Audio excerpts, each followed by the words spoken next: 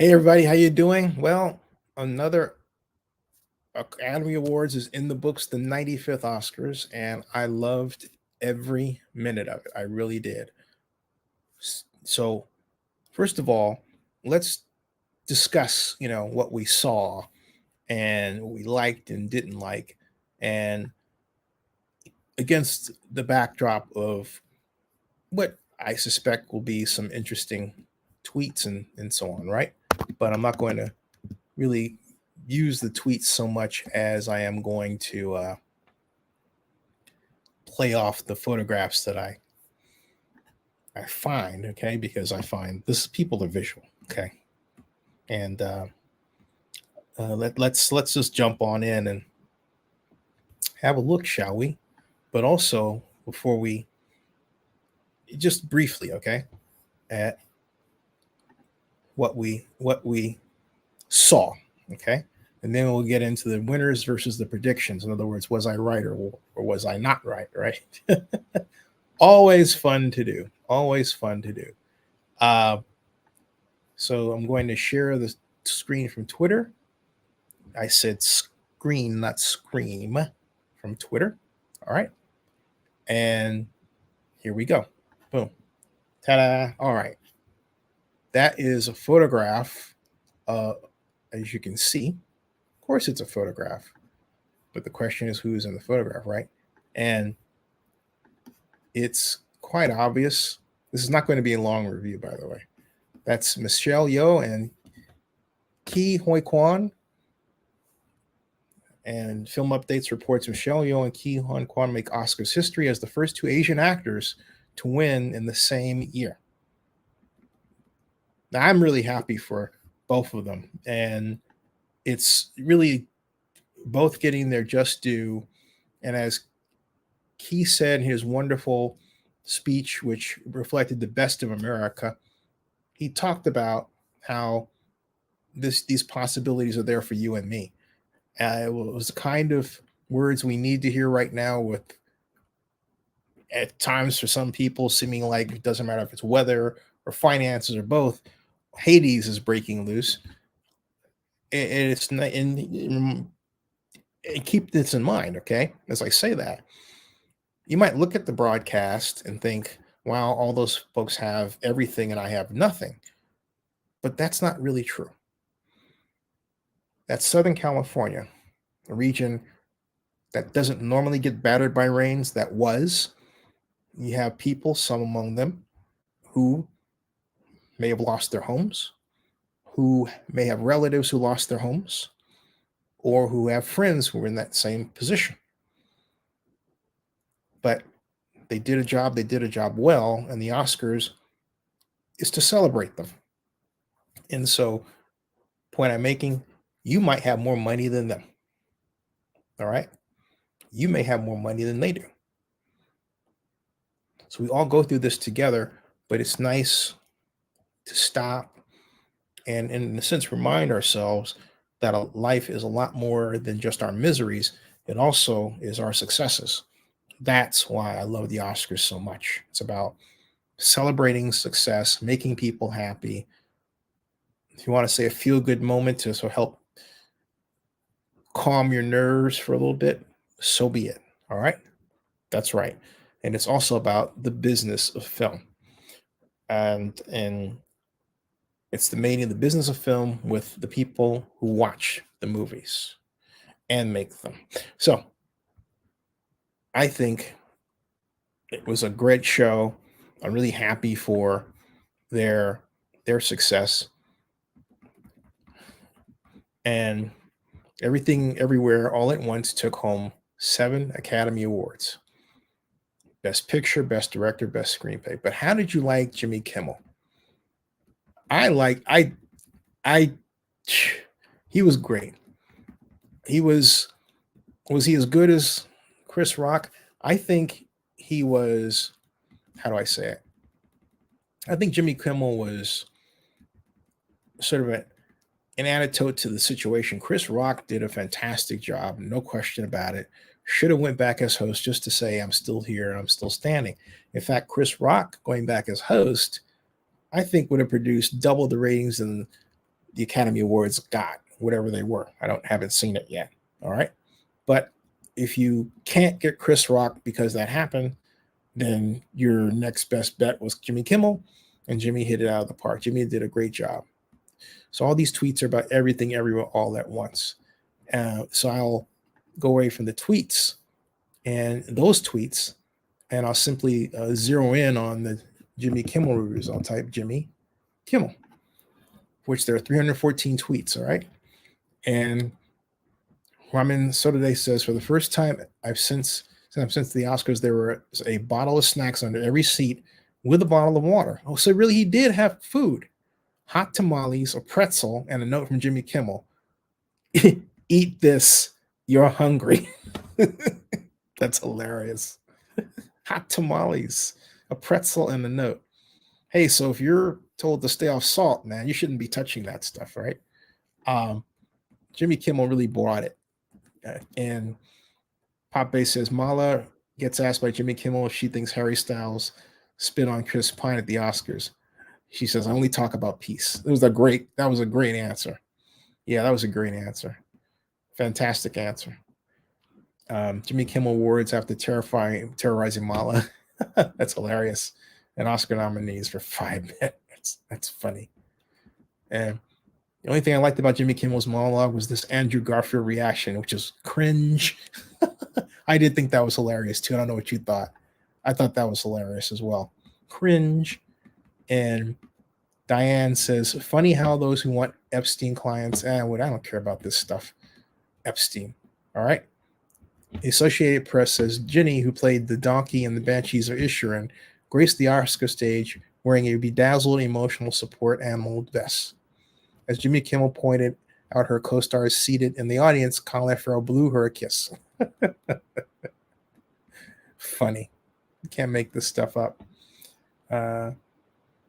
Lisa Sargent replying to ABC, Jimmy Kimmel, you should have asked this lady if she was requesting a refund of her receipt. Oh, my Lord.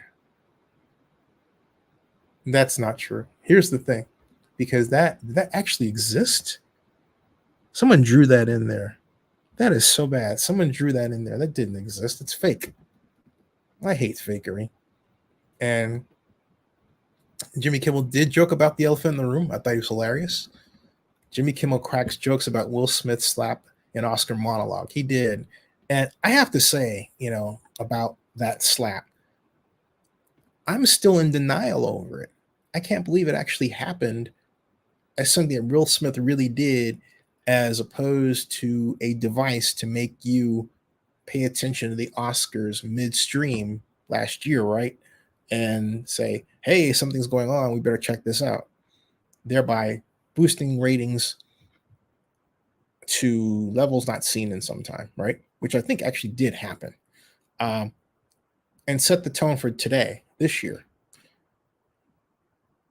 I mean, for him to actually go out and do that. But also, why did he have to do that? Why did he have to be a black guy doing it to another black guy? In other words, another play on the old saying that we always utter is, how come we always have to mess up something nice? All right. Here's another example. Okay. So what did they do? Instead of having another black host, they got a white one. They could have asked Chris to come back. I am not blasting the great job that Jimmy Kimmel did. No, fantastic. I am saying that from a ratings perspective, I think having Chris Rock would have been a better play, much better. Because Chris could have had too much fun with that. Everyone had been tuning in to find out what he had to say, knowing that Will Smith was banned from the building. All right. Just saying. Okay. Just saying. So it was fantastic. Okay. Now let's go on and talk about what you and I really want to talk about. Okay. And that's winners and losers. Who won? How do I think about who won and all that? And who did I pick to win, right? Winners and losers. So with that, I am going to pull up the very neat, hey, welcome to Zenny 62. We're talking Oscars I'm actually going to pull up right now the Academy of Motion Picture Arts and Sciences. Uh,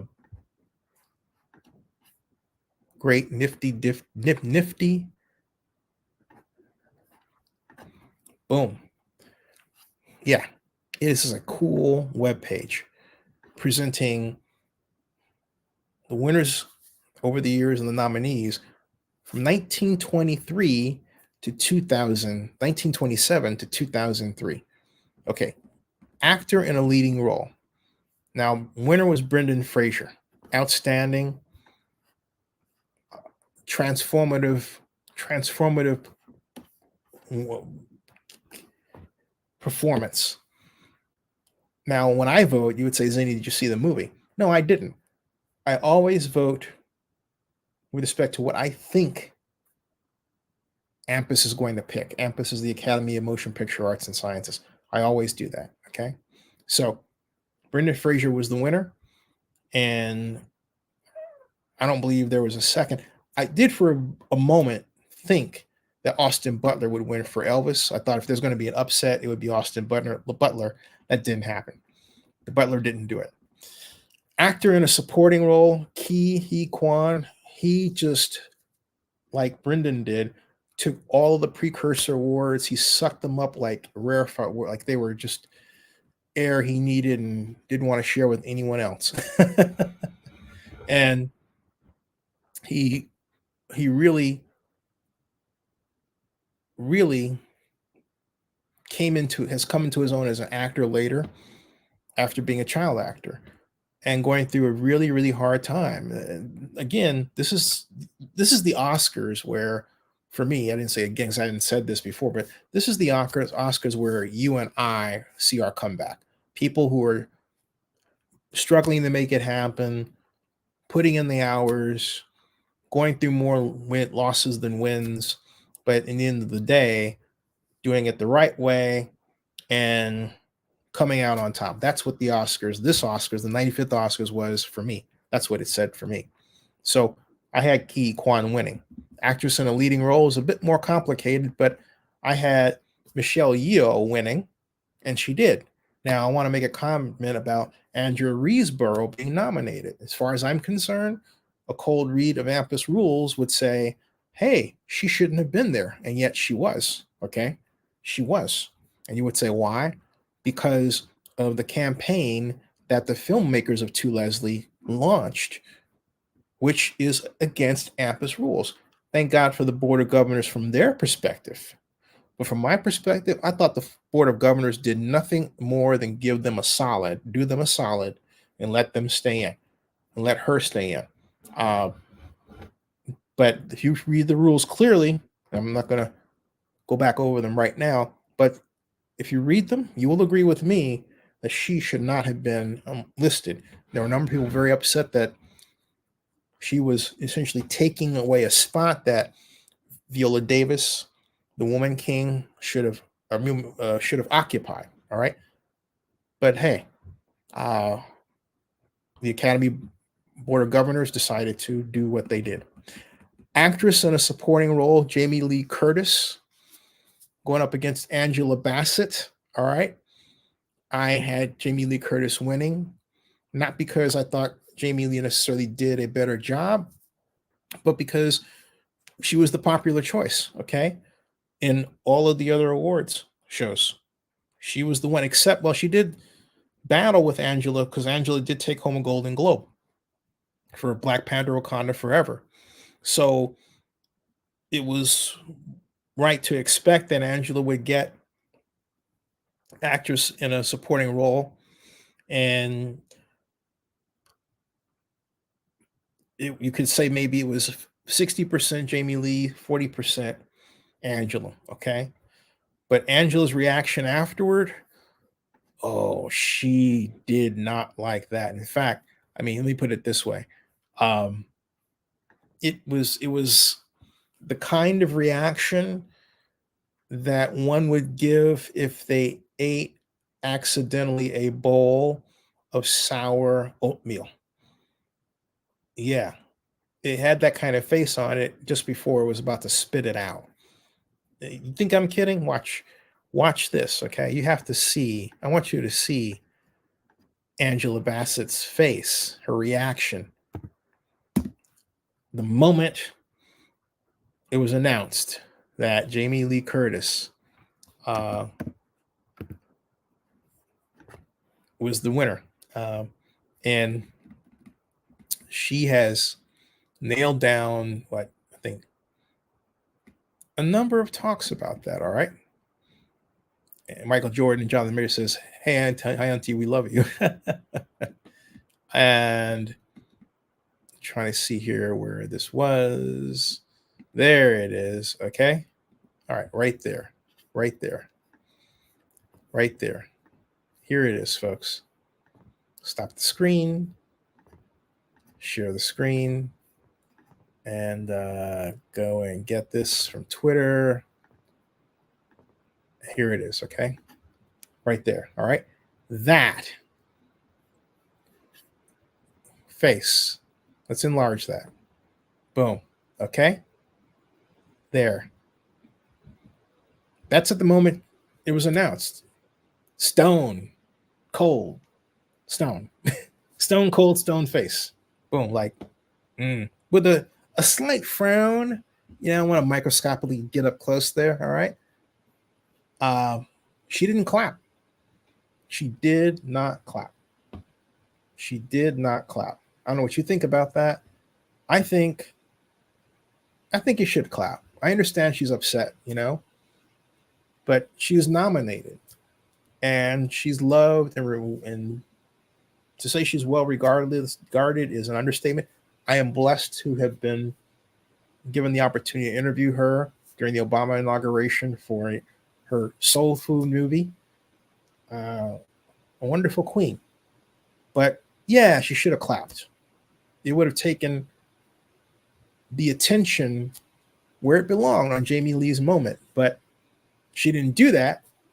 So it kind of put everything on her because she was being the meanie that says, "Oh, I'm mad, I'm mad, I'm mad." And, you know, that's, and then it implies maybe she doesn't like Jamie Lee Curtis and Jamie didn't didn't do anything or did something wrong to her and all that, which is really sad. Okay.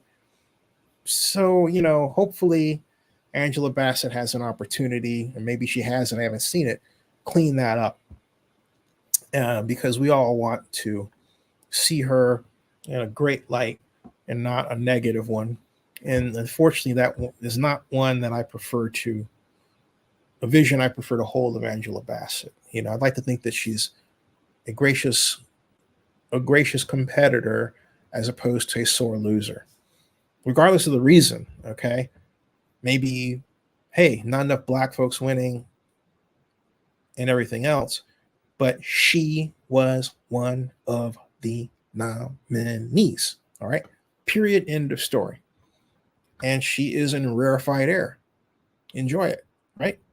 So she could have just clapped. In fact, I think her magnanimous reaction, if there was one given, would have endeared more people toward her as the actress that should have won. But now there are people who have something to look at and say, "Oh, I don't like her because she did that." Right? That's, man, not, she couldn't help it though. She wanted it. We wanted it for her. I get that. So it's, you know, but sometimes you gotta let God, as I say, let God, right? Let God make it happen and go from there. So I have a sneaking suspicion that's not the last time we're going to see about that. So back to the outcome here and completing it. So we've got, so you've seen the Bassett reaction. Now what this is, if you're just arriving, this is of course actress in a supporting role. I'm going to zoom in just a little bit more like that. Okay. Jamie Lee Curtis got that. And then animated feature film. Guillermo del Toro won. I picked Guillermo. I had it. I got that right. So far I'm doing pretty well. So I've got 1, 2, 3, 4, 5. I'm 5 of 5 at this point. I'm doing pretty well. I'm like, woo, I'm rocking. I'm 5 for 5. I'm 5 for 5. We get to cinematography. I picked All Quiet on the Western Front. It won. 6 for 6. I'm doing like, woo, 6 for 6. Now, let me tell you about All's Quiet on the Western Front. Let me give you my face a little bit so I can emphasize this, what I'm about to say to you. All's Quiet on the Western Front is one of the best war movies I have ever seen. Okay. All's Quiet on the Western Front is one of the best war movies I have ever seen, period. Period. End of story. Why? Because it's gritty. Let me put it this way. Watching All's Quiet on the All Quiet on the Western Front, not All's, All Quiet on the Western Front is like being placed into a life-size simulator of war. That's what it feels like in the time of World War One. Okay, that's what it feels like. It is something you must see. It is an experience you must go through. Really, and it doesn't go the way you think it's going to go. You have to see it. You have to see. All's Quiet on the Western Front is a movie. It was hard to watch, hard to stomach, but at the end of the movie, I found myself clapping because I saw it. That's All's Quiet on. That's All Quiet on the Western Front. So back to the winners. Now, costume design Black Panther. So I was 6 for 6 by this point. All right. So I got that one right. That one, 2, 3. All right. 4, 5, 6. I'm 6 for 6 at this point, right? So then I get to, after All Quiet on the Western Front, costume design. And I picked Ruth Carter. I was 7 for 7. I'm like, woo! Ruth Carter is royalty. She has literally toiled for many a year until her capabilities were recognized for Black Panther by Ryan Coogler, the director, and then he brought her back for another go at it, and she got another Oscar and a much-deserved standing ovation for Ruth Carter.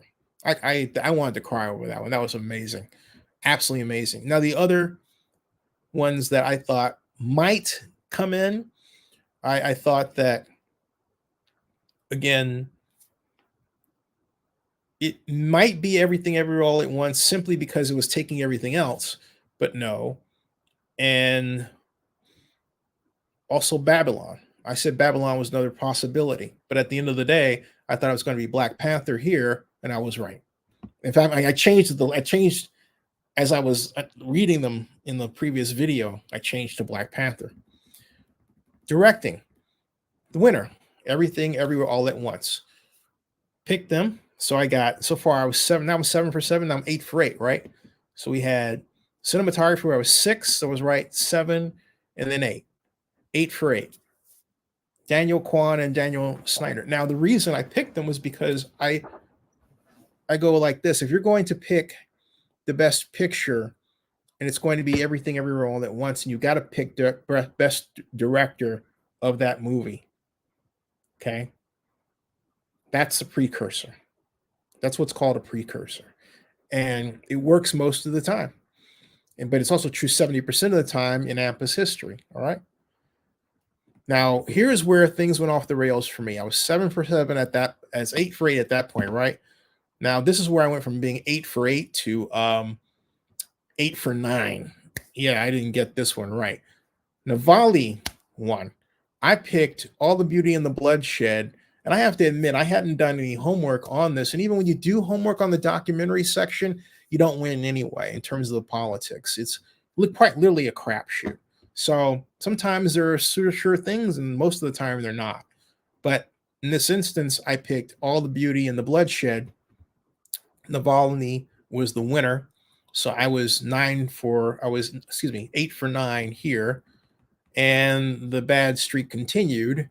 I went from 8 of 8 to 8 of 9 to 8 of 10. All right. Here, uh, documentary short, The Elephant Whisperers was the winner. And of the nominees, I picked the Martha Mitchell Effect. I actually saw the Martha Mitchell Effect. It was an interesting piece, a period piece, but it was the only one I saw. And I also didn't do any political homework in terms of Oscar politics, who picks what the buzz is. So, but I picked the Martha Mitchell Effect because it was a favorite. Film editing. So by this time, I'm like 10 for 8, right? Film editing. Well, this is where I got my groove on back here. I went from being 8 for 10 to 11 for 9 for 11, where I picked everything. Um, I'm sorry. Strike that. I did not pick that. I lost here. I thought Top Gun Maverick was going to get film editing. All right. I thought Top Gun Maverick was going to get film editing. So well, you know, I thought this was be the place Top Gun Maverick came in. It didn't. And I forgot something here that, and I think I said that there's a possibility of everything everywhere all at once taking this, but I forgot the simple rule. If you're going to pick Best Picture, and then you say the Best Picture maker is also the Best Director, right? Then you also have to add film editing. That's historic. I forgot my fundamentals. Had I stuck to my fundamentals, I would have done better. But I forgot my fundamentals, and the result is, well, what I just told you. Okay. It's been a while since I was selected. All right. But now we have international film feature, and this was a lock. All Quiet on the Western Front. And it brought me back to. I got this one correct. So we're talking about one I got right. Missed that. 2, 3, 4, 5, 6, 7, 8, 9. So I got 9 out of 9 winners. Okay. Out of 1, 2, 3, 4, 5, 6, 7, 8, 9, 10, 11, and 12. Okay. So I got 9 out of 12. Now I get to makeup and hairstyling, and I picked The Whale. That was a lock. All right. But I will say that this category, among all of the categories, makeup and hairstyling for me was the hardest, because you could have went with Black Panther, Wakanda Forever. If you're going to say, hey, look, costume, you add makeup and hairstyling, but makeup and hairstyling is this is a tricky category. Why? Because of one word, special effects. Your makeup can be CGI. All right. Which was the case of The Whale. All right. That's not so much true for costume. Costume, people like the big things that you can actually wear and all that stuff. This is different. So you can really trip you up. If you take a look at it, like for Batman, right? The makeup was actually the prosthetics used to make Colin Farrell look more like the Penguin, but a more realistic depiction of the Penguin. You know, the 1966 Batman Penguin had the long nose, like right? That kind of thing. Okay. This was different. All right. And then Elvis, of course, you have the makeup and hairstyling that goes with that. But The Whale, wow, they use CGI to essentially fit Brendan into a kind of a CGI version of an overweight person. Wow. I mean, just wrap that around in your head for a bit. That's something else. All right. Music score. I totally missed this, but I was so happy when I did. Okay. So I'm at this point, all right, at I've got, okay, the winner. I've got the whale. So I've won that. And so here, okay, so we got makeup in here. So I got makeup in one, two, three. Let me put it this way. I had missed 3. Okay. I missed 3 of them. So I'm looking at, all right, got 1, 2, 3, 4, 5, 6, 7, 8. 8 right. Okay. So I'm 8 of 8. Then 8 of 9. All right. Then 8 of 10. All right.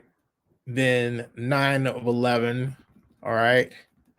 And then 10 of 12. So here I'm 10 of 12. All right. Then I go 11 of 13. Okay. Here. And then I missed this. I would have been, if I picked this, 12. I said 11 of 13, right? Not 11 of 13 because I missed several. Okay. 11 of 14 because I missed 2. I missed 2. So we've got, and I'm not writing, I should write this down on paper. You would say, what's wrong with me? And I would say, well, it's late. I'm tired. I'm thinking as I go along. I'm having fun with this. And there's no pen. Whatever, that happens. Okay. There might be one. Hold on a second. Whoa. Just, no, there's no pen. Did I lock that accidentally? I'm glad I did. But no, I didn't. Okay. And there's no pen up here. Oh, these pins, I keep seeing them move around all the time and everything else. All right. Okay. So we'll do it like this. All right. Hey everybody, how you doing? Okay, so I got this correct, the whale. I missed that. All right, so let's go back. Okay. So I out of 1, 2, 3, 4, 5, 6, 7, 8, 9, 10, 11, 12, 13, 13. By this point, I missed out of 13. I missed 1, 2, and 3. So I missed 3 of 13. So I was 10 of 13 by this point. And then I went from 10 of 13 to 11 of 14. Okay, so I'm 11 of 14 here. And then I got this one right. So I went to 12 of 15 with a whale. I'm completely missed what would have been 14 of 16. Okay. I completely missed what would have been, 14 of 17 because I missed 3. 14 of 17. I missed it. I got 14 of 17. And now let me talk about this at the 14 of 17 mark. All right. Let me talk about this. I am completely shocked of that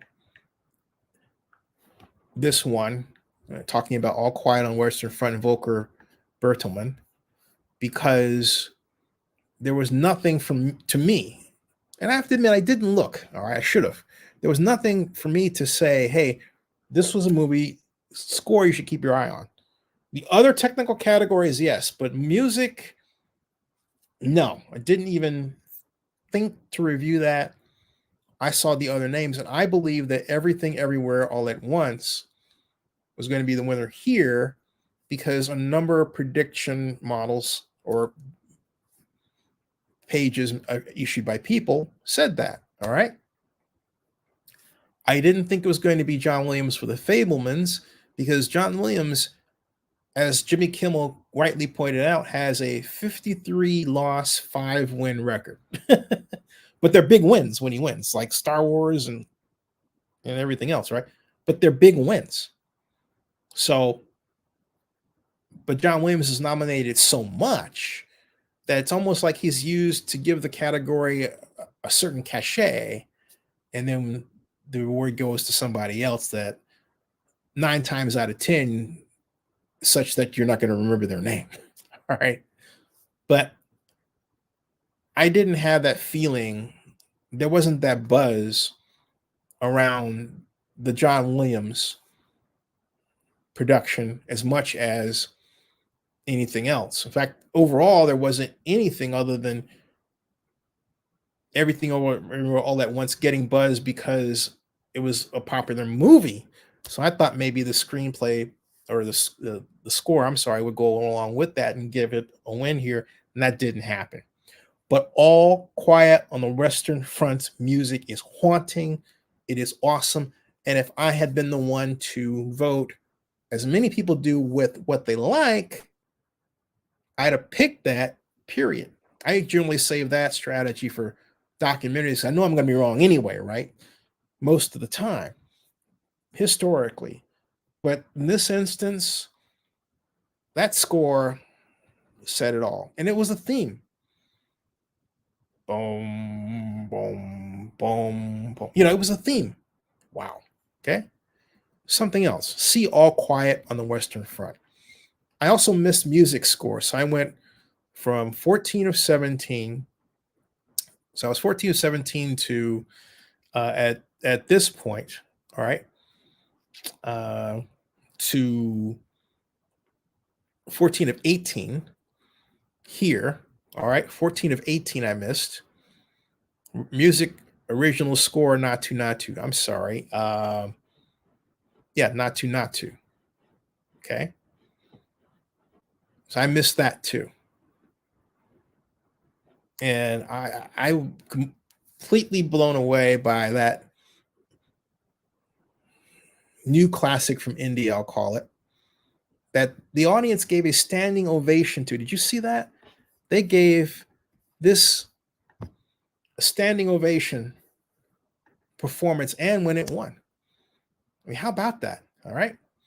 I thought Applause was going to get it from Tell It Like a Woman. Okay. And then before that, I thought This Is Life from Everywhere, Everything Everywhere All at Once.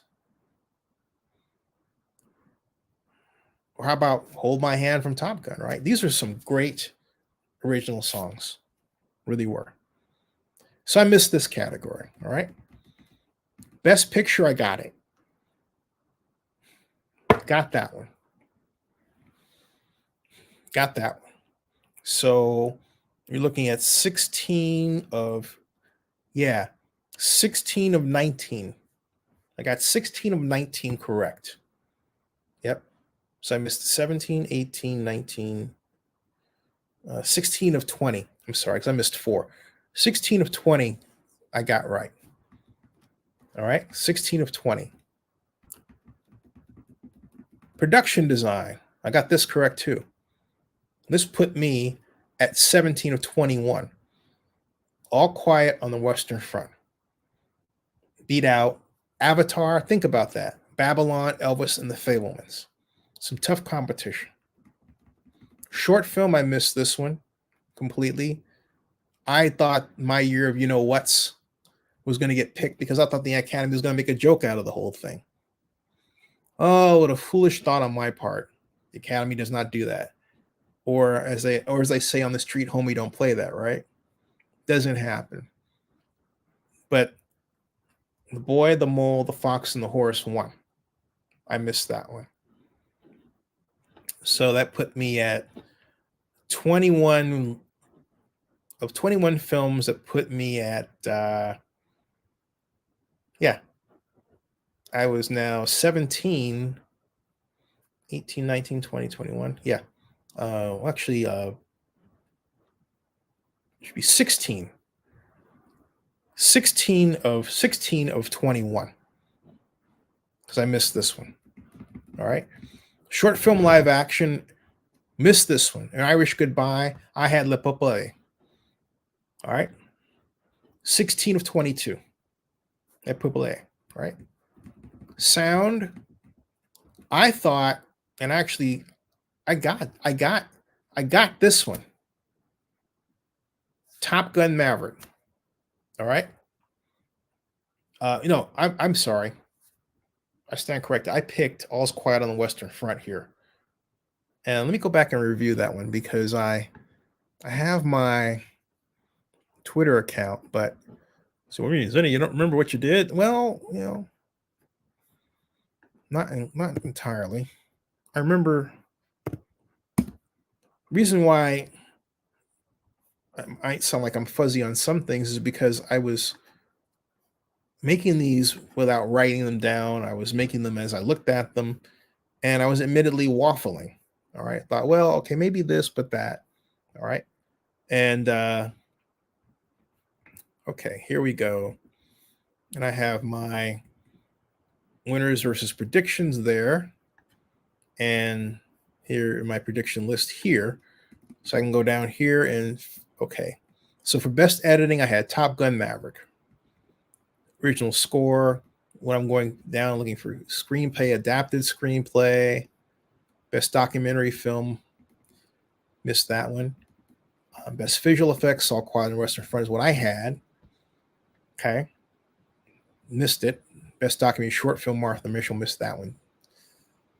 Best song, costume, the best sound. Yeah, I had it. Okay. I had all Quiet on the Western Front for best sound. I had All Quiet on the Western Front for best sound. The winner was Top Gun Maverick, and I was applauding so energetically because I love Top Gun Maverick, and I was hoping that it would win. Just get a win. I just wanted to see Tom Cruise and the team take home a victory. Right, that was my thought. Sound, Top Gun Maverick was the winner. So didn't get that one, lost. And then we come down to visual effects. So the winner is, I missed this one too, Avatar: The Way of Water. I didn't pick it. How do you go? This is another stupid thing. How does one go against Joe Letteri, Richard Bateman, Eric Sandin, and Daniel Barrett? But I did. Ugh, Batman. What did I pick? I picked Top Gun Maverick. Why? Because it was so realistic that it's really difficult to come to grips with the fact that a lot of that was CGI. It was really good. Okay, it was really good. It was CGI well done. I would love to see what the vote tally looked like, but it may have been because it's Avatar, right? It may have been a one-way winner anyway. But I just want to see. Batman, I never really thought of as the greatest for special effects. They were okay. Black Panther, Wakanda Forever were good, but not. It wasn't to the level of I would have liked. There were parts of it that are a little too cartoonish. That could have been done again. That's just, but not many. All right. Writing. Congratulations to Sarah Polley. I missed this one. Women Talking got it.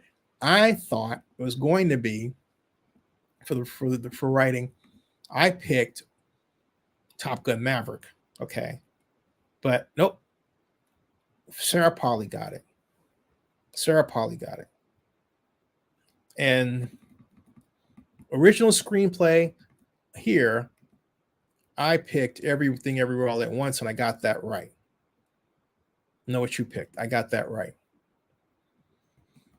And so there it is. There's the list. So how did I do overall? Well, let's see. Okay. I hit. Let's see. I'll count the ones that. Let's count the total because there's literally 24, right? So make sure 1, 2, 3, 4, 5, 6, 7, 8, 9, 10, 11, 12, 13, 14, 15, 16, 17, 18, 19, 20, 21, 22, 23, and 23. We're missing a category. Used to be 24. Okay, so I got 23. Out of the 23 total, okay, I missed I'll tell you the ones that I missed. I'll go all the way down here. I missed. I didn't miss that. That was the first one. So out of 23, I missed 1, 2, 3,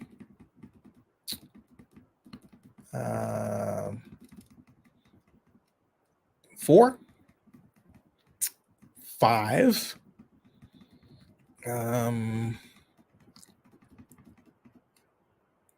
Got that one. 6, 7, 8, 9,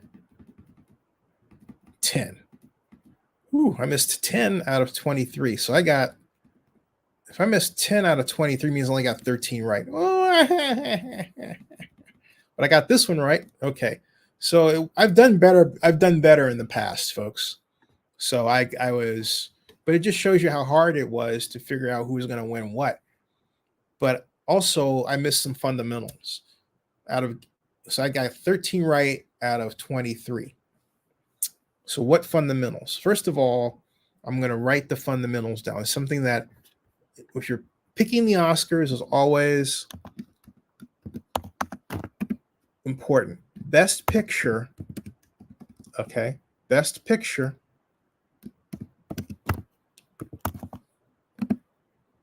equals best.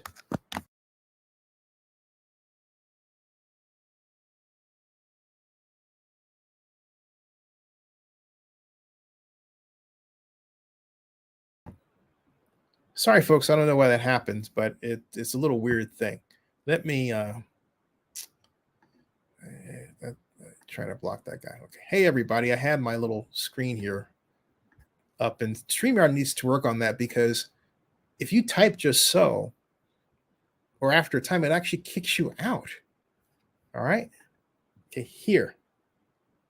All right. So anyway, as I was saying, I was going through this. There's 23 winners. I got 13 right. Okay. And what I was going to write is simply this, that best picture. All right. Picture. If you're going to pick the best picture, you're going to say like Everything Everywhere All at Once is the best picture, right? Then you have to pick best director if you expect to win in a pool. All right. And then if you're going to pick that best director, then you have to pick best editing. Best editing. Okay. Okay. All right. Best picture, best director, best editing. They all go together. That is a cardinal rule that I violated. So if I stuck to it, I would have had 14 picks correct. Right? Instead, I had 13 out of 23. I've done better. I've done as well as 18 out of 24. Okay. Actually, I did the first year I started doing this, it was even better than that. I had 21 of 24 because primarily of Titanic. And what I did was I picked Titanic for all the technical awards and music awards, everything, and it was a clean sweep. That doesn't happen all the time. Okay. So I got lucky with Titanic. You don't see that all the time. But I forgot how to spot the occurrence of a Titanic-like performance, which it looked like between Everything Everywhere All at Once and All Quiet on the Western Front was going to happen one way or the other. If you had went and picked those, you've done pretty well. Just if you went in with the strategy of saying, I'm just going to pick categories involving these two films, and that's it, you'd have done all right. But my weak point is always the documentaries. Always the documentaries gets me. So if I had gotten the documentaries, I went from 14 to 16. and been a better competitive fashion. This was not one of the better pools I've done. So as far as who I think won and why, see, again, you're saying, why is he talking about things this way? And the reason I am is because I'm trying to impress upon you that if you're going to bet in an Oscar pool, you can't go on what you think, what you liked. So you do that, you have a coin flip chance of winning. That's about it. Okay. So I talked about runners versus predictions, and took a little bit of a look at the Oscar parties going on. And let's see if we can get another look at, what's happening. I found some love over at Instagram checking out what was going on. Let's go back there. Okay. And check that out. Then see what happens there. Hold on a second. Let's see here. Oh, here's some buzz. It's like, I'm going to talk about that later as far as Hugh Grant. Let's go through some of this buzz here. All right, let me stop. Let me go here and show you what I'm chewing on here. All right, Oscars. Let's see here. There. All right. Now let me show you what's going on here. Okay. Present. Stop screen. Share screen. Like. Nope.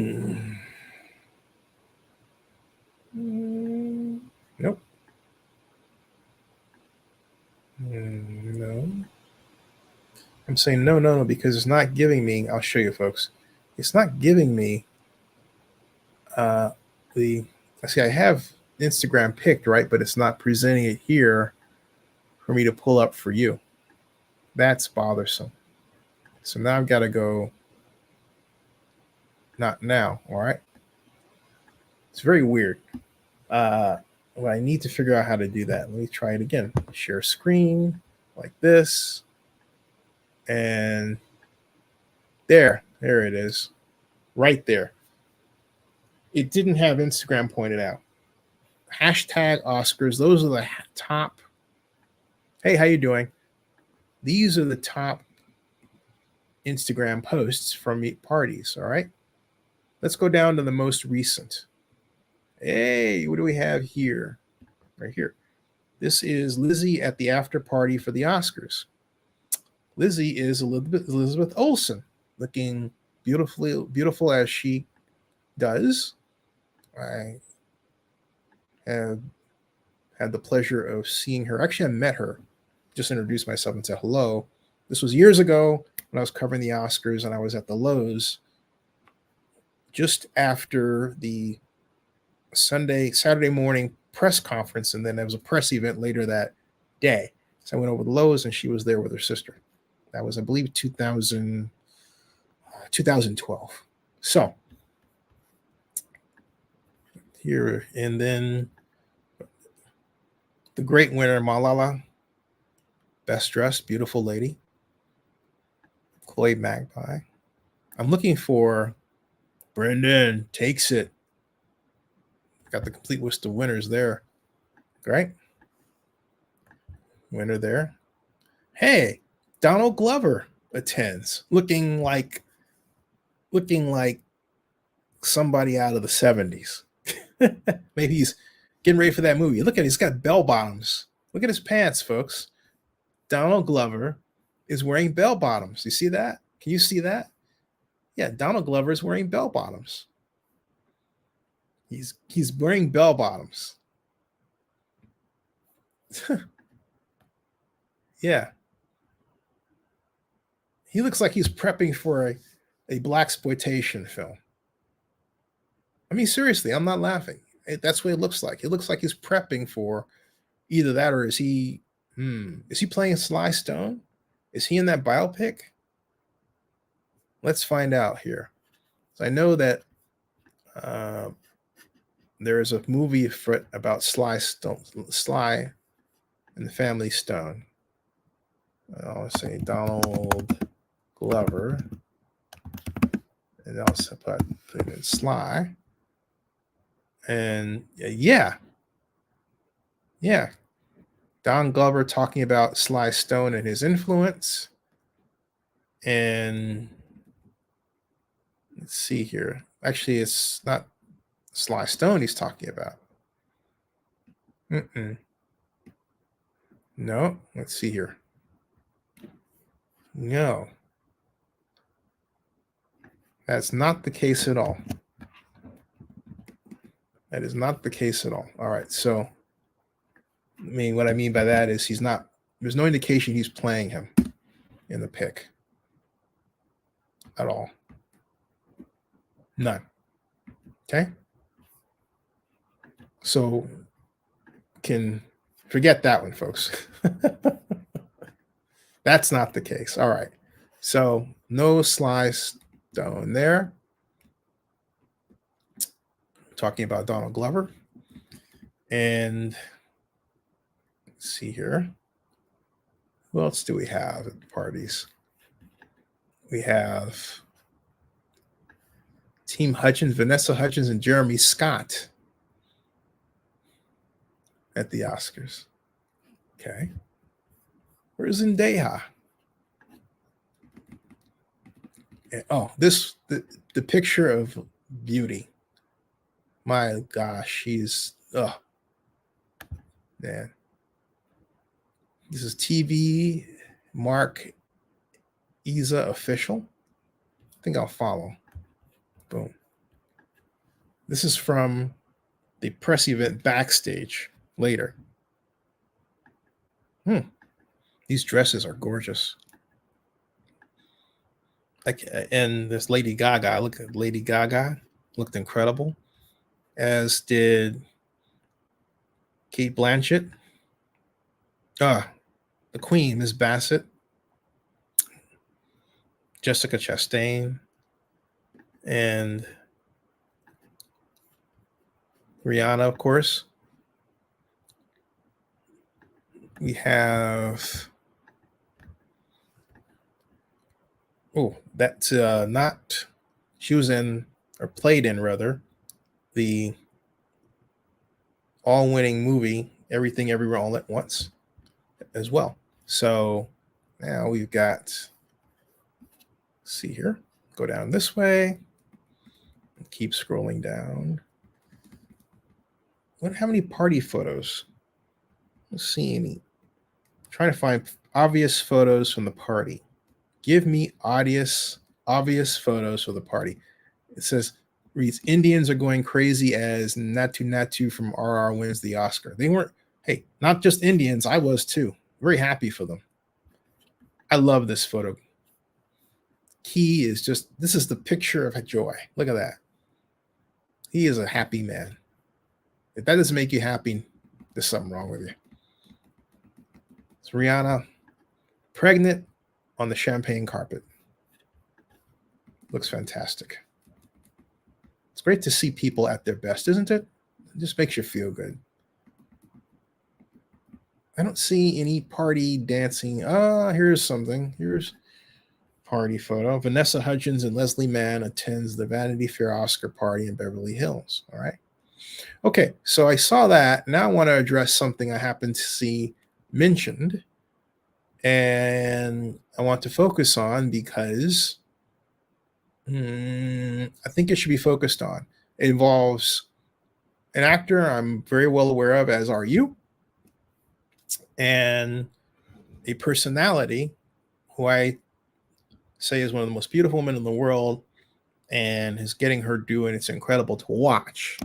And her name is Ashley Graham. Now, apparently, Ashley Graham said something, or rather, Hugh Grant. Hugh Grant said something to Ashley Graham. Okay, right here. All right, and here it's in Hollywood. Right here. I wonder if Deadline has it. I don't know if you can see that. Yeah, Hugh Grant has award 2023 Oscars red carpet interview with Ashley Graham. The Love Actually actor appeared completely indifferent to the whole red carpet interaction with the host. And it says Hugh Grant and Ashley Graham's interview on the 95th Annual Academy Awards red carpet surely won't be remembered as a memorable or heartfelt one. During ABC's countdown to the Oscars ahead of the ceremony Sunday, the Dungeons and Dragons Honor Among Thieves actor appeared to be unamused by the model and co-host questions, but rather indifferent to the interaction. Instead of trying to explain the awkward interview, read it yourself. Oh boy, here we go, folks. Bear with me. Get ready for this. All right. Hugh Graham Graham says to Hugh Grant, excuse me. I said Hugh Graham, didn't I? Graham says to Hugh Grant, "You're a veteran of the Oscars and you've been here a few times. What's your favorite thing about coming to the Oscars?" That's an easy question. Okay. He says, "Oh, well, it's fascinating. The whole of humanity is here. It's Vanity Fair." Graham then says, "What are you most excited to see tonight? Are you excited to see anyone win? Your hopes up for anyone?" Grant says, "No one in particular." Graham says, "Well, what are you wearing tonight then?" Grant says, "Just my suit." Graham says, "Your suit? Who made it? You didn't make it." Grant says, "My tailor." I saw this, folks. It was awkward. Graham then says, "Shout out to the tailor. What does it feel like to be in Glass Onion? It was such an amazing film. I really loved it. I love a thriller. How fun is it to shoot something like that?" And Hugh Grant says, "Well, I'm barely in it. I'm in it for about 3 seconds." Graham says, "But still you showed up and you had fun, right?" Grant says, almost." Oh, God. At the end of the interview, Grant clearly looked a bit confused as he walked away with his eyebrows raised.